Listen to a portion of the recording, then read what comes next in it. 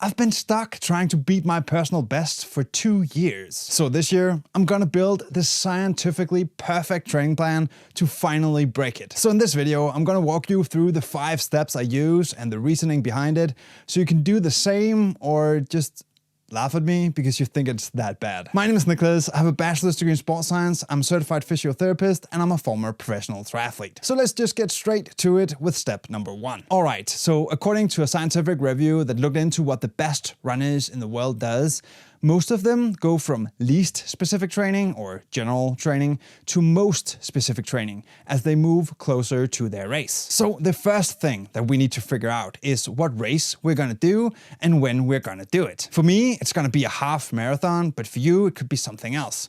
From here, we need to start backwards, meaning we plan the hardest and the longest sessions first. I usually put this 2 weeks before the race because science has shown that having what's known as a taper, where we reduce training for 2 weeks before the race, is very effective. So for example, for a half marathon, the final hard session could be something like 5, 4, 3, 2, 1 kilometer at goal half marathon pace with a 3-minute jog in between. I plan it this way because of what's called the law of specificity.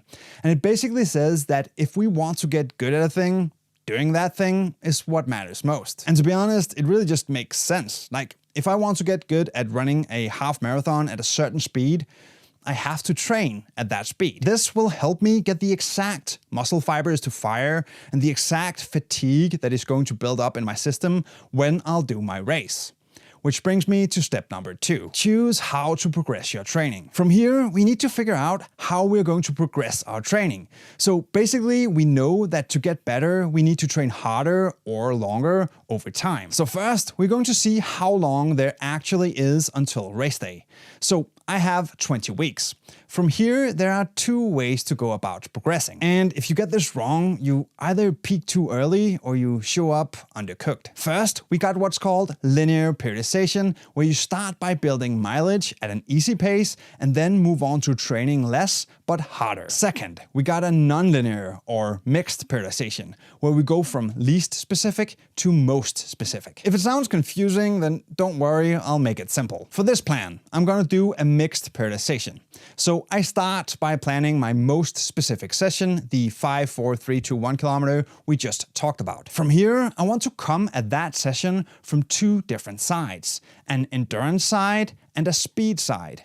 And the further away we are from the race, the less specific the training gets. Meaning the closer we get to our race, the more specific we train. So for example, if you're training for a half marathon, your goal half marathon time will be your specific half marathon pace. From the endurance side, the workouts could go from easy runs to marathon pace and then to half marathon pace. And from the speed side, they could go from 10-second hill sprints to 800-meter pace to 5K pace to 10K pace, and then finally half marathon pace. We basically go from the extremes and then work towards the middle. Now, you might be wondering, but couldn't we just do specific sessions, like at half marathon pace, all the time? Unfortunately, not. You see, without going too deep into the science, to become the best endurance runner possible, we need to be able to use all of our energy systems, and not just one. So to do that, we need to train at a lot of different speeds almost all the time in some way or another.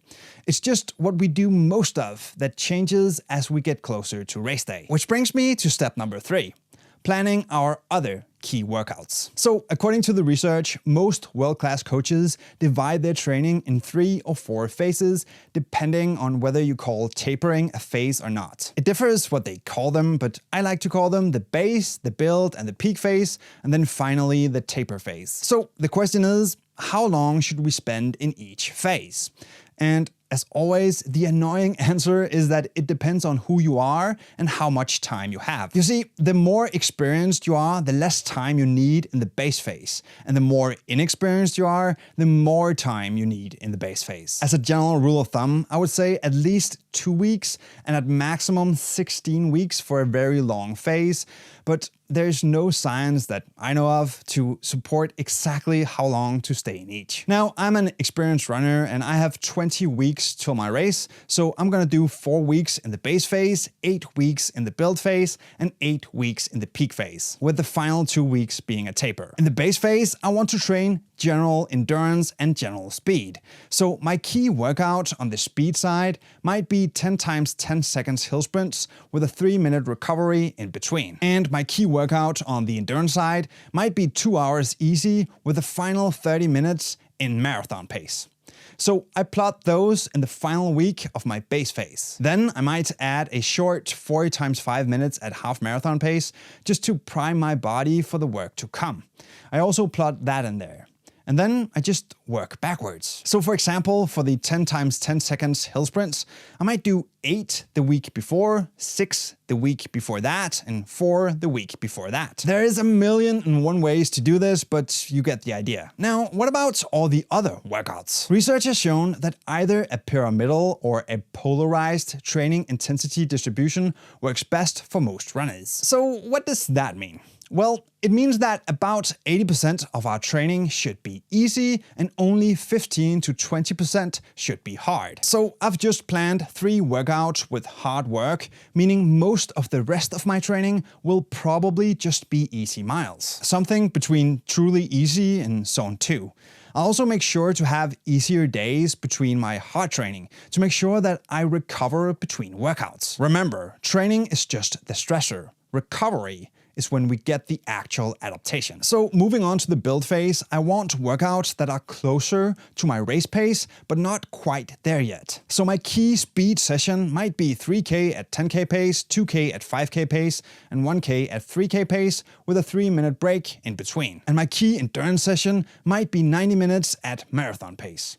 Then, just as before, I just work backwards. And finally, we hit the peak phase, where we already planned our key session to be the 5, 4, 3, 2, 1 kilometers at race pace, so I just work back from there. Now, you might be thinking, but where are the lactate threshold sessions and the VO2 max sessions? I mean, research has shown that the big 3 in running are running economy, VO2 max, and lactate threshold. Well, they're actually still there. We just don't always call them that or train them specifically. And it's simply because studies isolate things like VO2 max, but real life isolates race results. Now, my belief is that sometimes it is important to address those specific limiters with specific sessions, like a 4x4 minute VO2 max session if your VO2 max is the thing holding you back, for example. But you don't have to do it that way. And as long as you're getting faster at race pace or able to hold that pace for longer, then your training is working. Because if you want to run faster, then speed is the thing that you're aiming for. And it can be a lot easier for most people in the real world just to train by speed. Which brings me to step number 4. Testing and deload. What gets measured gets improved. So we need to add in some testing to see if our training works. I like to do this every 4 weeks or so. The absolute best test we can do is a race.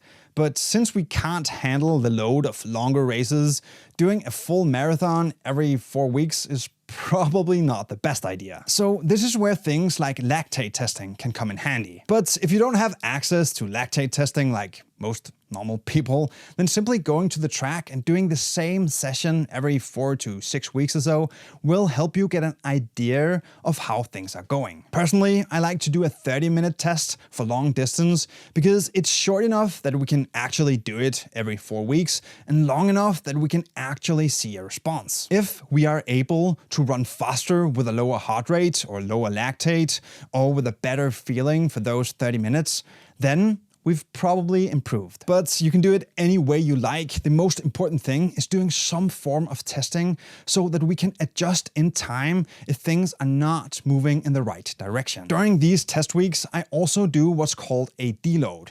I do this to take advantage of what's called supercompensation. So let me explain. Supercompensation is basically your body's rebound effect after training. It works like this. First, you train hard, so your body gets tired and performance drops.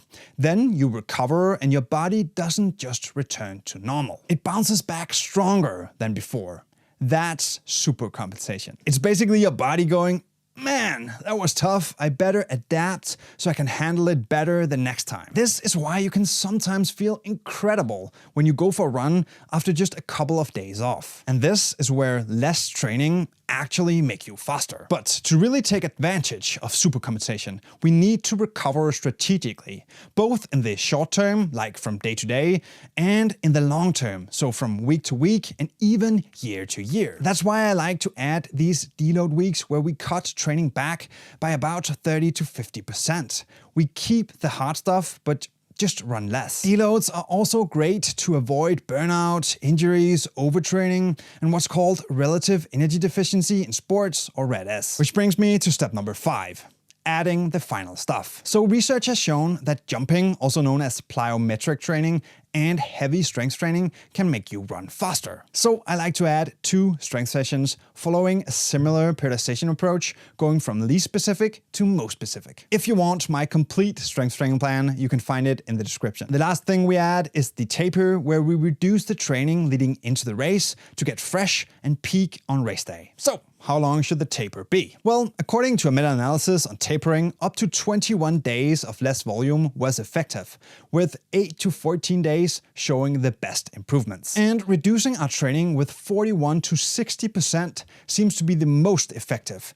And we need to keep the intensity, but just run less. And voila! We've just built a training plan using science. Now, to be completely honest, this training plan is probably not perfect. Because first of all, life will happen and I won't be able to do all the sessions. Second of all, everyone is different. So what you respond to will be different from what I respond to, which is why you have to become your own scientist and find out what works best for you doing testing. But what about running economy? Does how you run actually affect your speed? Yeah, it does. And if you want to learn how to gain free speed, you should watch this video next.